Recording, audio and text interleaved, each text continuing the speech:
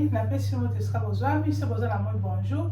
se boza na poka bonsoir, kombo na ngai ezali Mimi, soza modèle liboso visiter chaîne na ngai,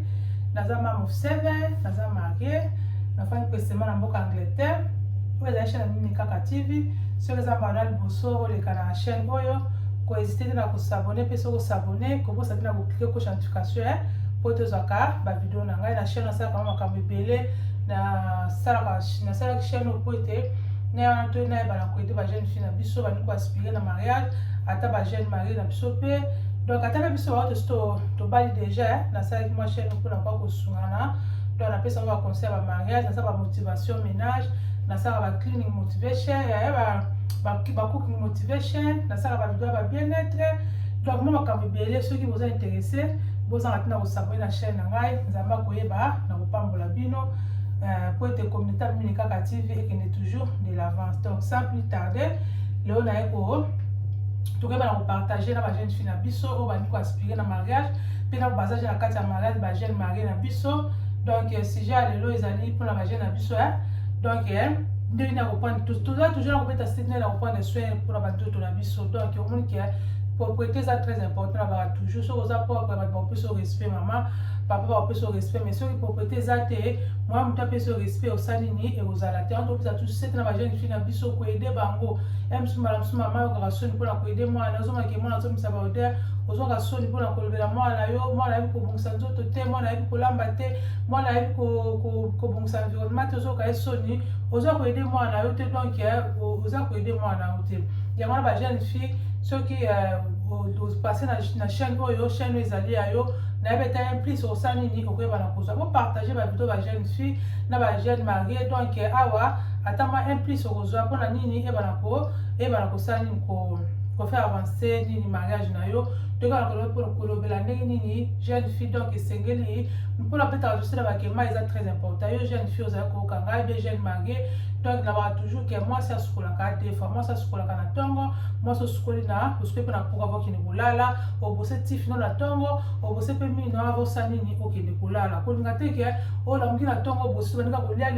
ata so bose na ki mo so surtout ko sanini o bose mais préférence à la o bose ava silo ni ne ko tala mo ko na yo donc to ba ko bila lelo si j'ai la ngezali kende ni ko ba ko prendre soin na yo avo ki ne kolala poza ba jeune fille misusu ezabela ba mama misusu mona ki atamoli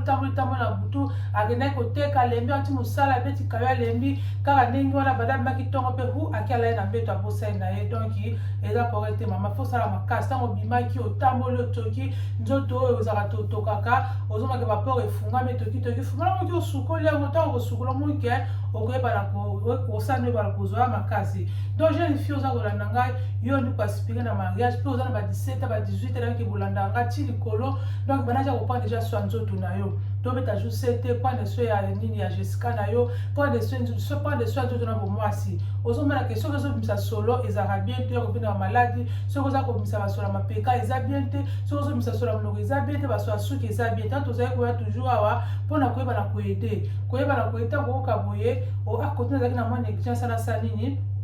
neba na busa ndenge osala ko kine kolala ezalo za na baka toujours mai ekipaka nango te ezalo za marié te mai ya pokwa eza très nécessaire mpo na biso bamama ezata mpe mpona bapapa ya telaka ke bamama nde basukolaka bapapa basukolaka te mpo eza na bapapa misusu mpe monake asukolaki abimaki asalisali bacourse ntango kozonga atoki omona ye alali mpe kaka ndenge wana ezali mpe malamu te bajeune fille bozali wana ezalo za marié oza na kati ya ndako avant kende kolala eza très important kota na bafomu na yo sukola osukoli nzoto na mpenza bien atakisa nous la fois dernière na 5 mois vidéo nini ya hygiène quotidienne on doit eza toujours toujours na kati ya hygiène quotidienne oza na ba shampoo no ya bien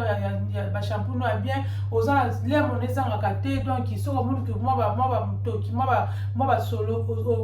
oniki na sama peka voki ela so miko tambola ki obona ko dégager ki monda so lemon ko zanga lemon nda ko jeune fille ko zanga lemon te mama ko zanga lemon te papa citoyen wana lemon eza na anglais mais na lingala na français eza citron ko zanga kate ozana ngwana osero oniki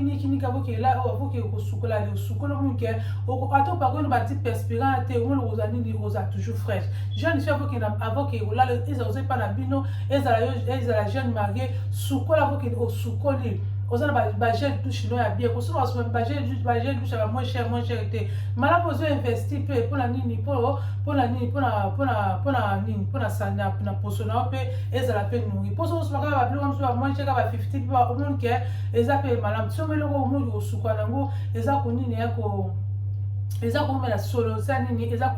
komela nzoto osukoli nzoto na yo bien avoso kolala ka nyonso yo olala kaka yo tokoyeba ngai le préférence nalingaka ke so nanaki komata na bede nde bamona koti na bafu mposo na bino suka na fanda ya susu namona mwasi esalaka esi na kotokatoka ya susu nanga ntango kaka mbala moko so namoyiki nayaki kolala ale nakotika na bafu nasukoli mpenza mai na ngai bien nasisi kosukola mai na ngai kobrose tifi na yo obrose tifi oza na brosse na yo oza na brosse à dents oza na dentifrice na yo oza na congo oza partout ozali kozangisa kobose monoko te obose monoko nango mpenza bien la ozwi bain de bouche na yo obie barochemaf wana otie orenso moke monoko eza frais so oza nango te bicarbonate ezali wana otiango wana oniki lolemo na yo wana elongolaka mpe bamauvaise haleine omoke monoko nio esa nini ekozala fraîche kokina kolala te jeune fille oyoki yo jeune fille ata ozepa na bino kolalaka kokina kolala sa kobose tif te yo mpe jeune mari koza mari ozokelala paternel na yo ezala mpe yo mpe mobali okelala na mwasi na yo make sure ke obrache tifi na yo bien la orense monoko na yo moni ke osukoli akosa nini nde okende komata na bete kokende kaka komata na bete kaka ndenge wana te eza malamu te mpe ntango osi kosukola wana jeune fille donc make sure oza kolumba sola bien ata mpe papa yo tonzoki mpe na bete mpe oza mpe kolumba sola bien surtout bino bamarie ata mpoza yo moko tingala baka toujours ke propriété nzoto yaka mpona mobali te propriété nzoto eza mpona yo moko mpona sante na yo moko na kotiana na mobali nano te kotiana na mwasi te mitiana na yo moko na weke il faut nazala propre mpona nini mpona koevite babactérie mpona koevite bamicrobe ozomona donc osisi kosukola wana pamusa mai na yo bien bamosusu bazala komona akuti bama misu mona azala akuti na dushe mbangu ko bazokimisa ye na badushe mwasi azala soso azala libata azala soso te okoti mpenza ozwi ntan na yo mpo osukoli mpe osukoli nzoto na yo manuka ezangaka te ozwi na manuka na yo nikiniki nzoto na baparti nyonso to basia mapeka na basia mabele na biso wana otombola yango mpe tokaka soso onikango mpe ozo entretenir yango te esalaka solo surtout bato baza na nini baza na mwa batola minene donc il faut konikaka yango mpenza bien oki kozala ta mpe mwa surtout elekisi mpo sa nini edégage kaka basa nini baodere ntango osi kosukola wana opangusi mpe ya nzoto na yo bien opangusi nzoto na yo bien nini serviette ya nzoto ezali okaka kopangusa na nzoto ntina bakuna non opangusi mpe ya nzoto na yo bien tuma baserviette ya mike mpe ezalaka opangusi elongi na yo elongi mpe opangusi elongi na yo so mpoza na oyo kuna mpe osali nini opangusi mpe omonake kuna na nzoto na biso ya bana basi mpe na nsima il faut opangusa yango bien soki ozopangusa yango bien te ezobota bamai esalaka bainfection il faut make sure ke avolata mpenza olata slip na yo opangusi mpenza bien soki opangusi bien nde osali nini olati nini olati silipi na yo na butu wana na bamilungi oyo omoni ke opakoli ataka nini opakola ata mwa nini ata mwa oil na yo mingi nazalaka lisusu nasalaka lisusu mwa coconut oil so eza nango te nazalaka mpe ata vaselino ya petro ya petrolumu wana omona na pakoli na makolo na ngai wana kolinga teke makolo ezalaka sec obe sèche mama omona soki mama mosusu makaka ndenge tosukola wana alali mpe kaka ndenge wana ntango kolala ndenge wana omonake makolo ntango kolamukana ntongo makolo ekozala pembe mpo yango sa nini eprovokaka mpe nini eprovokaka mpe banini babengaka nini babiata wana mpo ntango kolala pembe ya paternel na yo moya otie mwa likolo ezala te omona soki otie mwa likolo moma okobanda kozokisa ye omoni ke ekozala malamu te tokomonaka toujours ke ezala na libanga na yo chaque nini chaque douche na yo osukoli nini ozonika makolo na wana na nini malibanga na ozonika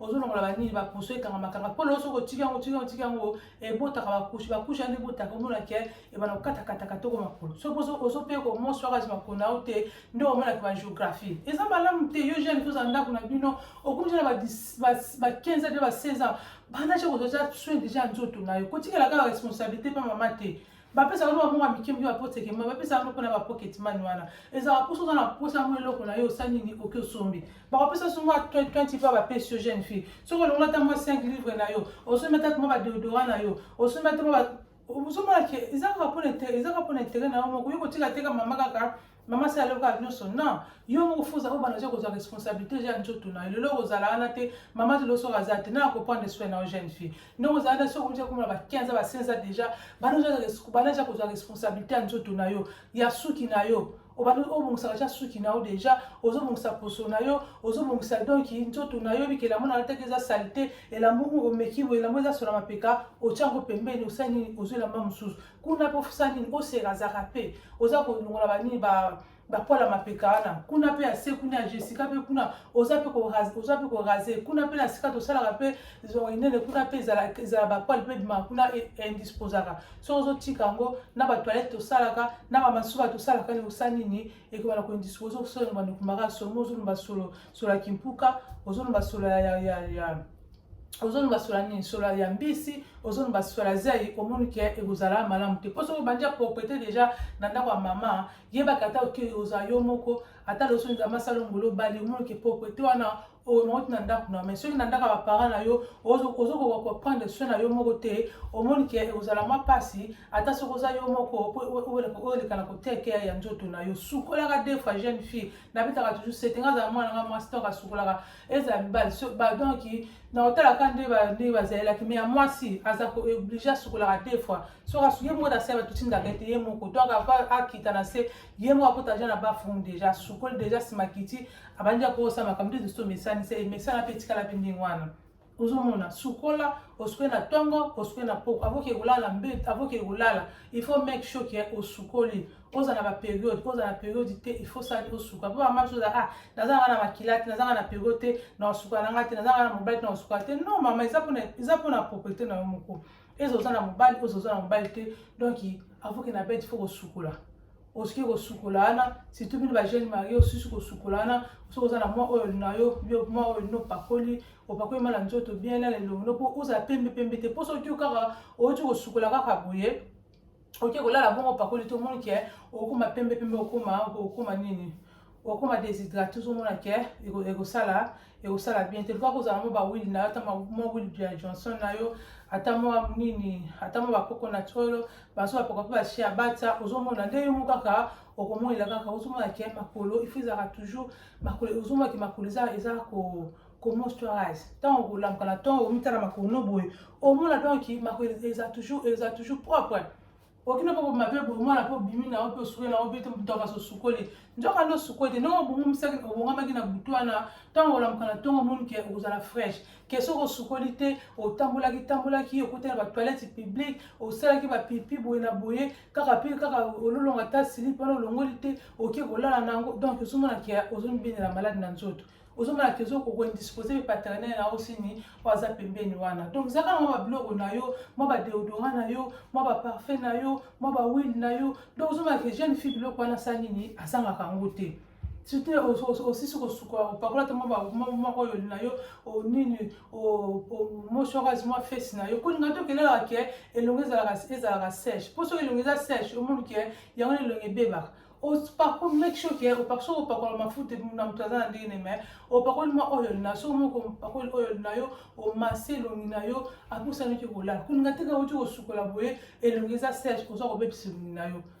kolalaka elongi sèche te opakoli mwa nini mwa oyo na yo bien mwa mafuta na yo opakoli moni ke elongi esa nini ezali kongenga ozwi ata esi mwa vaseline na yo mike bapocket opakoli mpe na lips na yo na nini na mwa balèvre na yo soki neti oza tala mosusu oza na mwa badeodorant na yo osa nini opompe biso na robe de nuit na nzoto te ngai azalaka lisusu boye nazalaki mwa badeodorant na ngai oyo ezalaka makasi eza nini oyo eza ya kandi soki eza ya kandi nasoma yango na pharmacie naza mwa basorte ebele oyo soki oza intéressé jeune fille okomeli ngai na inbox donc ezalaka kitoko mwa badeodorant nazalaka na so na to kosuka ezalaka solo moko ya très léger omoki ntango okomata na mbetu ata oza yo moko ata oza na paternel na yo ata oza na mobali na yo omoki ntango opompe wana lisusu na mwa nuisette na yo opompe yango na robe de nuit na yo ntango okende kolala ozomonaki ozodégage solo moko ya bien sur la fraîche eza te ke ozokende kolala mama ozolumba sine misusu mama jeune soki elala misusu mama jeune marie ozoki kolala ozolumba so ya kimpuka ozolumba ozodégage somoniki ozala bien te yango tozoyekola toujours propriété eza bien eza pour la santé na yo moko eza bien pour na bato oza na bango wana na ba collègue na yo ke ba collègue ke misala ta ba mula ko toujours oza toujours ko pesa tout sur la bien bana tu ko apprécier yo bana tu ko kumisa mais si ba muna ke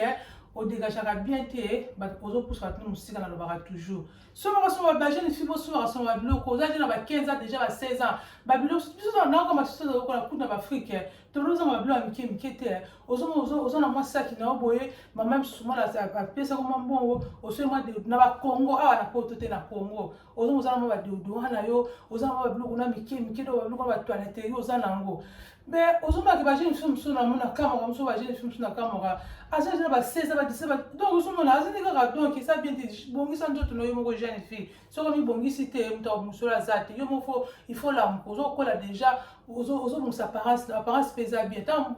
ozo tamala nzela msusu ozo tamala nzela omo ke apparence pe contact hein yo msusu so ka libala mais yo ozo no désolé na wa poche mta moya poche zate ozomona yo mo pe so okubena pe libala pe yo moko jeune fille oyo ni ko aspirer ndeko kaka ozala ba propriété na wana mona ozomona ke ozotamala obanga nzambe na ba propriété na ozomona ke osani ni oki obena pe libala mais so ozomona ke ozonoka désordre mi kipaka na yo te basuki désordre bilamba désordre oyo komati te ozomata mwa sola bi olumbaka te soki ozomona ke ata msuma esi mobala poche omona esani ni ekozala te mais ntango azomona ke fiana mazaka ma bapropriété ozo mutu mosusu azomonoka boye asali mosusu akangi yo déjà goûte déjà aza na mosusu na ba 15 ba 16 ba 17 ans nazala nta mosusu akokoma ata na mwa ba 20 akokoma ata na mwa ba 20 ba 19 ana asala nini na approche esala nini nake kosoane mbala mosusu nakende kosengela liboke ozomona mais yo siko oza noir ozomikipe na yo te oza dia na ba 18 ans déjà ba 19 ba 20 ans ba 17 ans déjà oza kaka désordre ozomona ke mamsusu okipe kose freiner mais tant ozomona ke bazomona ba propriété ozomona basola bien obongisaka suki na yo obongisaka nzoto na yo nzoto ezaka toujours monstoire ozomona ke oza toujours ko attirer ya ntoto na dernière fois na lobaki ke comment attirer un homme mobali batikaka ye eti kozala mosusu ndenge ozali wana nini toboyi te ke libala ezali caractère libala eutaka na kati mais apparence mpe eza très important pour que ya mosusu po yo mwasi ya mosusu mobala ya mosusu mwasi po olinga mobali olinga po te olingaka te mobali soki ata ndenge nini non okolanda mpe oluka mpe mwa quelque chose oyo ekoatire yo mobali mpe baya mpe ndenge moko mpe biso epa na bino ba jeune fille biso bamama avake mobali mpe aproche oyo famo eloko moko ezokoatire mais soki epa nazomona eloko moko atire eza nango oyo eza te na ndenge ya physique ozomona ke mpe eza mpe bien te bongisa nzoto na yo ozala osambela koza osambelaka te donc il faut bongisa nzoto apparence mpe eza nini apparence mpe ezalaka bien propriété bazomona propriété basala nini moto akopesa respect na lobaka toujours onoki elala wana make sure ke obongisi nzoto na yo mama eza lobala eza oza célibataire oza single eza oza divorcé moko because na oza yo moko eza oza marié donc ata mpe biso mama eza mpe concerné to ozoke mpe na belle kape opesa mpe mwa solo mpe ya bien ozokomata mpe na mbetu papa pata alalaki dia ntango ozokomata boye ozomona ke asanti mwa solo moko boye omoni ke ekosala mpe papa bien teka otambolaki oyekaka mpo soki oyekaka mbangu ndenge wana kuna na se kutu prendre mpe soin na yo te ya nzoto na Jessica na osukoli yango bien te likolo mpona nini mama zwaka tana baka toujours so ozwaka ta ya kosukola mama eza yo jeune fille kutaka okoti na bafuku mosu ata na yo ozwi tana mpo oniki mpa nzoto na yo omoniki ya wi sikoyo nzoto mpa etele sikoyo okiti kuna na se oniki mpe oniki so omongo basolo ezali so omoni okokana biloko ya mindele te oya mosusu oyo esala nini oyo bateka mpona kosuka nao nini nzoto na biso basi kuna Jessica tolaki bacitron ezali nango ozwi mwa citron na yo okoso na kati ya mai na yo citron ebomaka baodere okoti mwa citron na kati ya mai osukoli babi na kati kuna te kuna bakotisa biloko kuna te kuna eza nango soki nini bakotisaka te na libanda kaka na balèvre na biso wana toyebi yango bien bamama osukoli yango mpenza mpe osukoli yango mpenza ntango osaka kosukola mpa nzoto nango mpenza mpe onikiniki bien apres soki otaka kosilisa nde soki ozwi mama ya citron na yo olandisi na pembeni wana odonki na nsima kuna mpo onikini omoniki okolumba fraîche mais eux sont kaka ou tellement kaka ozola ka pressé ozora ta ya kosuka nzoto na yo te ozora ta ya mapeka na yo te ozora ta kosegaze te ozalaka likolo ozora ta kosukola suki te soki bande okangaki yango oni kofungola suki te soki ese ekomi solo donc même soso basingo okangaki ese mati oleka pembeni boye moto omoni ke eza bien te lukaka na baka toujours lukaka ntango ozoleka bato bazo apprécie ke ntango oluka bato bapesi deuxième regard lukaka deuxième regard wana ezalaka baappréciation ke deuxième regard wana ezalaka bato bakomi komirmire emoni ke ezalaka bien te donc moi conseil naye kopesa bamama bajeune fille na biso ezala bajeune marie na biso moto ozolanda ngai avoke na bed fo ebaka koprendre soin na yo moko okende kosukola obrose tifi na yo mpenza bien oniki lolemo na yo mwasi lolemo ezalaka pembe te lolemo mwasi ezalaka pink eza nini ezalaka rose ntango ozoloba moto bazomona ke bazomona rose bamona bateke bakushe ekangamaka wana yango te epesaka bamauvaise haleine ozomona tozobapelekaka mpa kotongola ntango oza mpe kotongola oza kopurifie mpe libumu na yo ozomaki basolo ebimaka wana omoni ke obana kozala mpe na basolosolo te soki ozwa ata kotongola biso ata soki okokaka no ya chaque semaine te ata na moi ata une fois donc okomesana ekoboma nango yo te biso totina bafriki kuna bazali kotongola tokufa te tilo tokokontinue kaka biso toza kovivre ozoma ntango oza kotongola oza kose purifie oza kopurifie nini système digestif na yo nde biloko toliaka wana oliaka kaka donc ozomona kosala mwa gaz boye epandani everywhere okosala gaz ozomona ke nyonso tu wana nini esalaka nini esalaka bien te sukola nzoto na yo bien fokende kolala jeune fille ata ozepa na bino ntango ozokende kolala wana oza na banini barobe de nuit oyo ya bien oza na pyjama na oyo ya bien oza na nini na mwa basuki oza na pyjama na oyo ya bien omeki soki mbetu na oyo eza bien range la oza na babadra na oyo mpe ya bien babiki badra ya cher te donc mpona kobongisa abe ifuza na badra ya cher non badra kaka selon makoki oyo oza nango omeki soki ata yo jeune fille obongisaka chambre na yo ntango ozoza ata na atmosphère obongisaka chambre na yo déjà ata soki okei epai na yo omoni ke ozala kaka obana obongisaka ndako na yo donc yananga topartage bajeune fille nde bozali wana ezala bino bozala bamarie afokende kolala zwa ta ya kosukola osukoli obongisi nzoto na yo ozobaki ntana oki kolala boye ozodégage solo ya bien osukoli mapeka na yo beso omeki ezalaki moko dégage zwa citron nika onikiniki apres osalinga azalaka beso na butu boye napakolanga deodorant te mpona nasinga nzoto na nga edégageaka nango te donc so natiaki mwa citron na ngai citron na ekangaka omona susu otie pakoli citron na mosusu mo eti kokipi mosusu mwa une semaine mpe ozolumba noka fraîche ozomona na butu benga so nakika na sukoli nanga boye mpona makinatimbaka nanga so na mapeka te donc na sukoli nanga oyo baperspira natiaka nanga yango te nakosukola kaka na pakoli mosusu mwa oyo na ngai na moisturise fesi na ngai na moisturise makolo na ngai donc mosusu ata mwa baparti na moisturise apres na osa nini na sutu mwa baparfum na ngai tuma banini baspray na ngai oyo nakopango mosusu na kompo na robe de nuit na ngai wana na komputa na kolata boye ozomona ke ekolasinga longue nake kolala ozomona ntango ozolala na fraîcheur ntango mpo ozola mpomu ke olanaka mpe na fraîcheur ya kitoko ozomona ke wana yo ntango mbala kopesa respect mbala mona bayoka baso yo mpe moso opesa mpe mbana respect ozomona ke mobana asimaka mpe sola bien soki ozomaka mbala azo basoso ozomona ke moko ozala mwa badutu mwa barespect mosala nini ekitame ntango mbala ozomaka toujours sola bien oza wana toujours oprendre soin nzoto na yo ozomona ke esalaka bien yango wana il est temps koinvestir jeune fille ntango ozana epa na bino bandaja kozala soin ya nzoto na yo mpo ekozala no facile ntango okende oke ofanda ata yo moko ata loso nzambe apambola mobali omoni ke okozala na difficulté moko te yango nayenga to kopartage sukola mai sukola na ntongo osukola na pokwa oniki monoko na yo na ntongo na pokwa kozangaka babain de bouche wana te kozangaka bashampoo no ya bien te bashampoo eza ebele na ndoya soki tosalaka mwa bavideo ya bani ya baskin care kutu na ndoya nango nalakisaka bino mosusu bato mosusu place c'est soazomona na ozwanga pe na ozwanga boya pe boye na ndona ko na ko partager po naza ko aider ngai sopi naza lelo boye na tele boye nazaki pe enseigner ngapi na lepi bino ba jeune fille ta avoke pe libala na yo atu oza pe na kati ya libala osani ni oza pe mo ba notion hein biso zaki wona ba 17 ans déjà ba 17 ans déjà tonoki ba sambela na nzema na ba yebi tuta ba ozomona ke mayanga ba mama tonoki na chaque jeudi mayanga na ba mama bo kende wana yesu mama so paza peka na kati wana yesu yeza pe kote apeka na kati wana bo ke ba ote ya bino wana ndeno ko ndeni ya ko loso to temboe tuza ko pesa na opesa bongo na zwa ki wana za ko pesa bino ba ko la sabino ndeno ko bana okeri mobali na yo ndeno ko pa ne so ndaku na yo ndeno ko pa ne propriété nzoto na donc o eza donc